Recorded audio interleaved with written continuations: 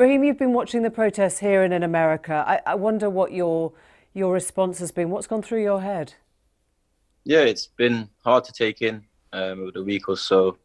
It's quite tragic what's happened to him. I just want to say first and foremost, I want to send my condolences to George Floyd's family. To see any human treated in that way, it's unacceptable. Yeah, I've been having time to reflect, and um, you know, it's just really sad to see something like that sparked, debates now in our country, for it to happen over there. Um, this is things that's been happening in our country for the last God knows how long. With police brutality, there's been 15 plus shootings in the last 30 years from police in this country, and none have, resulted in any police officers being convicted or charged. So it's one of those where it's a touching subject, but it's not anything new to us, even in this country. Did it make you want to join the protests here?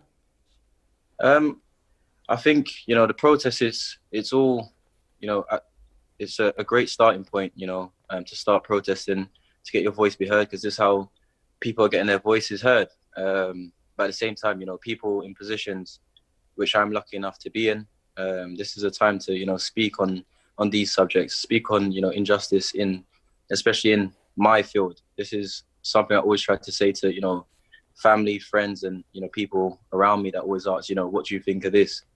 I can only kind of touch on topics that I see on everyday issues in my field. I think there's something like 500 players in the Premier League, and only a third of them are black, and we have no representation of us in the hierarchy. No representations of us, in coaching staffs. There's not a lot of faces that we can relate to and have conversations with. And I do think with these protests that are going on, it's all well and good, just talking, but there's time that we need to have conversations to be able to spark debates, and not just debates, because we've done a lot of talking, to actually start implementing change. Are you optimistic that these protests will now lead to the kind of concrete change that you're talking about?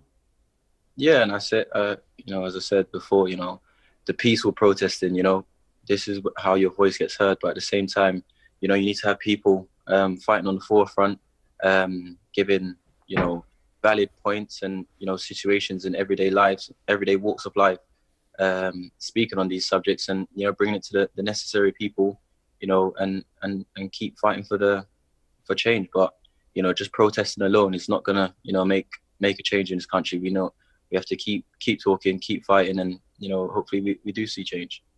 So what's the one single difference then? You think it's manager representation in black and ethnic minorities, do you? Or what's the one single thing you'd say has to change and could change really easily that would send the clearest message? Um, it's not just, as I said, I'm speaking on my field. I come from the football industry. Someone like Anthony Joshua from the boxing industry, he can talk on the injustice he sees in his field.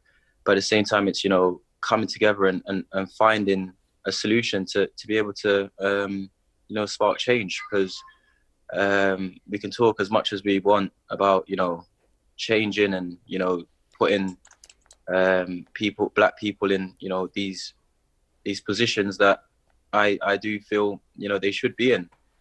For example, the coach, as I always refer back to the footballing, the coaching staffs that you see around football clubs. I'll give a perfect one. There's Steven Gerrard, your Frank Lampards, you have your Sol Campbells, and you have your Ashley Coles. All had great careers. All played for England, but at the same time, they've all respectfully done their coaching badges. To coach at the highest level. And the two that haven't been given the right opportunities are the two black former players. You once said that there's never a time in your life in England that you've received racism outside of football. Is that still true? Um, I did make that comment, and the comment I did say was once when I was walking to school, but that was when I moved out of London to Liverpool. But yeah, growing up in London, you know, you got to remember, you know, growing up in London, I come from an estate where, you know, all I do see is, you know, black people, or, you know, people from different, you know, minority backgrounds. You know, you don't really see different cultures until you know, venture out, or I should say, you know, don't see white people as much as you probably would do if I went up to Liverpool. So, you know, I wasn't really exposed to certain things, and, you know, moving up north kind of changed that, and that's when I started to, you know, experience these racist comments. I wonder whether you think things are getting better or have got worse than when you were a young kid or when you were coming of age. I definitely say people are listening now. I definitely say, you know, the country on a whole is, you know, growing and getting better. You know, communicating with each other. As you see in the protesting, it's not just black people that are out there protesting. It's, you know, black, white, Asian, and everyone can see the injustice that's happening, and everybody is, you know, voicing their concerns, that they want change. And, you know, as I said before, you know, this is the time that I feel like, you know, we need to continue to talk, continue to have these debates, and, you know, hopefully try to find the right solutions, which the right solutions are, you know, if we're going to have, you know, police, you know, that commit such crimes, there should be, you know, people from black backgrounds that are higher up in the police force and the police departments to be able to have a say on, you know, their punishment. On a very small level, you memorably called out the Daily Mail for representing you and other black teammates as, you know, troublemaker or flashy or tight, always talking about the way you were spending money or not spending money, and you commented on that. I wonder if you think since then the coverage has changed as a result of you just pointing that out. Yeah, I feel, you know, I think a lot more newspapers are careful, you know, in the wordings and the words that they, you know, use to describe players and athletes. You know, it was one of those, it was just something that I could see. And it's the reason why I felt I needed to speak up was not just for myself, you know, this was something I was looking for. You know, I've got two boys of my own now, and I just imagine them playing football. And if I didn't say something at that moment in time, you know, would they still be, you know, if they did play, you know, football, would they still be facing this sort of judgment and this sort of, you know, criticism that wasn't, you know, necessary? So it was one of those that I felt like I needed to say something to, you know, kind of make people understand the words that they use are, you know, are damaging, and, you know, can really affect people and how they see things and think. And when it's on the pitch, whether it's your own experiences with racism or looking forward to a future for, let's say, your boys, do you think racism is being dealt with now in a way that stops it happening again? But as I say, racism isn't just, you know, calling someone black or calling someone white. I'll give you the perfect example. And I always have this conversation with my friends. It's, you know, I'm from northwest London. You know, I grew up seeing my mum struggle. I grew up seeing my, you know, mum's mum struggle. Everyone lives on the same estate as me. They're all black. And it's not at that moment in time, you see your mum struggling, you see your grandma struggling, and you have no hope within yourself. You have no hope to feel, you know, I can do better than what they have achieved in life. So it kind of, you know, it kind of gives us, as I said, it's not just about color, black or white. It's about the system that we're placed in. You know, we're given a lesser chance to succeed. If I don't see my mom succeed, what am I most likely to do? I'm most likely to, you know, give up all hope. But luckily for me, I was one of the lucky ones to, you know, get out of that system. And, you know, when I do go back into those areas now and see some of my friends that do live there, it gives me an eye opener to actually what sort of prison me myself that used to live in. You're in there, and at the time you don't actually know that you're trapped until you get out. And I can see this with a lot of the youths that are, you know, are in these estates and not given the same opportunity and chances and privilege as some other people in the country. Do you think this will be a pivotal moment? I mean, have you been surprised by the numbers and the force of feeling on the street, or do you think it's going to just go away as strong as the feeling is? Yeah, as I said, it's a start. The protesting. This is a start to be, make your voice be heard. But then it's how we move on from here. And as I said, it's about highlighting, aspects and things in society that needs changing, and then acting upon it. There's, as I keep saying, we've done a lot of talking, and it's time now to act. Well, when you say act, we've seen, for example, photos of players taking the knee, very visible sign. In America, they've done that ahead of live games. Is that something that you'd like to see here in a game? Players taking the knee. Would you do that?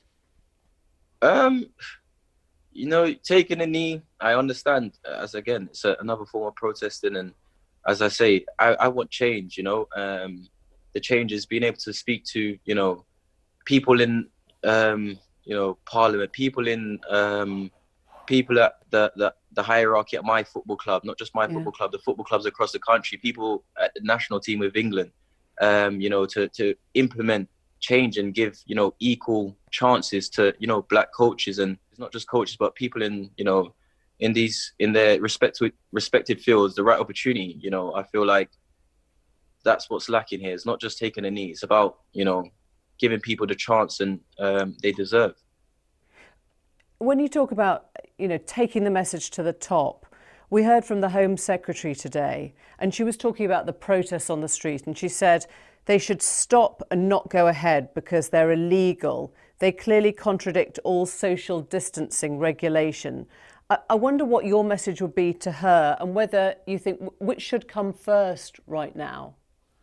I know this might sound a little bit cheesy, but the only disease right now is the racism that we're fighting. I think this right now at this is the most important thing at this moment in time, because it's just something that's been happening for years and years, and just like the pandemic, we want to find a solution to stop it. And at the same time, this is what all these protesters are doing. They're trying to find a solution and a way to stop the injustice that they're seeing, and they're fighting for their cause. And I think this is, as long as they're doing it peacefully and safely, and not hurting anybody or any store or breaking into any stores, I think they continue to protest in this peaceful way. Did it worry you when you saw some of the violent elements in the protests? Yeah, that's the last thing you want to see. You don't want to see anybody hurt in the process of this.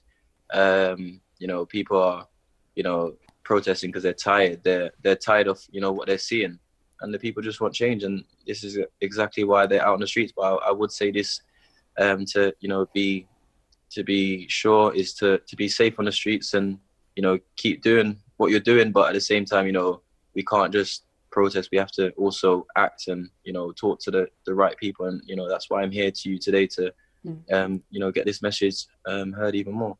You said that the only disease at the moment that matters, or the most important thing, is racism. I wonder what you think when the government's brought out this report saying that black and ethnic minority people are more vulnerable to COVID-19, to coronavirus. And your mum's a director of a care home, isn't she? I just wonder if it's brought things very close to home, hearing that. Yeah, it's one of those where it is scary to think why it's of more risk to and from the stats that I've seen, it's affected more black people than anybody else, not just BAME communities. So yeah, it is scary. As I said, we have to keep safe, keep to the guidelines, and be safe. Did you?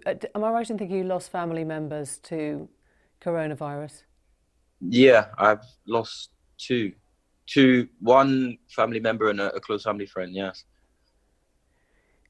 And do you feel that enough has been done to highlight the inequalities of the way this disease has hit people?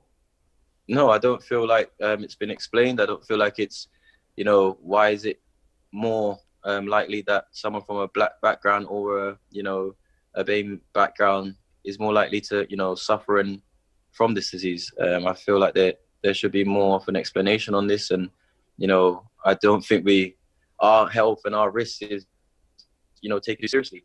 For example, me going back into football now, with this risk, I'm fine, going back, because at this moment in time, the club and the Premier League have, been so, done things with so much thought and carefulness. So I have no worries on that aspect. But in the other walks of life, people want to know if they're going to go back into their workplace, if they're going to be safe, and I don't think there's been too much explained to us why it's affecting us much more than any other race. Do you feel that it's all happening too quickly? I mean, football's going back next week. I know it's different for, you've said you don't worry about that for yourself, but do you feel that we are going back to work or out of lockdown too quickly? It was going to be at some point we would have to go back to work, and when it was deemed safe to do so, which the government and the Premier League in the football industry has deemed it safe to go back now. So the rates have dropped in cases and people dying, as I said, but the precaution measures that they are taking at the football clubs and the training facilities is top notch. I can't knock that. But for places like school, other workplaces, it's still a massive risk. You're going to have a lot of children in schools that are probably not as hygienic as as most adults would be, and there will be a lot more germs and stuff in classrooms. But I hope the school and whoever are in charge are taking these precautions really seriously. You must have thought quite hard about speaking out on this. It's never easy to be the person who just says, right, this is the time and people are expecting to hear from me and I've got to say something. I know John Boyega, the actor, said, I don't know if I'll have a career after this, when he was speaking at the protest. Does the job become much harder when you speak out? To be fair, first and foremost, I don't really think about my job when things like this happen. I think about what is right, and at this moment in time, there's only so much people can take. There's only so much communities and other backgrounds can take, especially Black people. It's been going on for hundreds of years, and people are tired. People are ready for change. And I keep saying this word. I say, I see a lot of people on socials and stuff, supporting the cause. But this is something that needs more than just talking. We need to actually implement change and highlight the places that do need changes. But this is something that I myself, will continue to do, and spark these debates, and get people in my industry, looking at themselves and thinking, what they can do to, give people an equal chance in this country, and hopefully, other industries as well can do that in everyday society and the system as well. When will you know that this movement has been successful? When will you know it's achieved the goals that you are setting it now? As I said, when there's more Black people in positions, like I keep going back to my football because that's my field. But when I can have someone from a Black background for me to be able to go to in the FA with a problem I have within the club. These will be the times that I know that change is happening, and not just in my field. Also in Parliament. There's, I think, what is it in Parliament? 600 MPs? Is it 600 MPs in Parliament? Yeah, more or less 650. Yeah, more or less. 600 or something MPs in Parliament, and only 21 of them are Black. So this just shows, how far behind we are, and once we do see those numbers shifting, that's when I'll be happy, and the people will be happy. Is it to do with the money? I mean, I know you've spoken in the past about this is a different point, and I hear you about representation, but when you've spoken in the past about the way that racial abuse is punished, it's like piddly little fines, and you've said we need point bans, or we need sponsorship to think differently about clubs, or we need to stop games. I mean, how far would you go to say, you've done a lot of thinking about this. You know, how do you get racism out of the stands in terms of not racism but racist abuse? First and foremost, it's having people, as I said, from these backgrounds and having the understanding of how it feels to be racially abused. So, if, for example, you know, someone, you know, what happened to us in, you know, Bulgaria, I think it was, their FA can't, you know, find them the way or give them a ban which is deemed necessary to them because they don't understand the feeling of it. But I would go as extreme as possible. I think people need to understand, you know, when a club gets charged a certain amount of money, you know, this is only so much this can do. There has to be something that people have to think not just twice, but more than twice if they're going to actually say these things and have these gestures in stadiums and in society. Raheem Sterling, thank you very much. Thank you.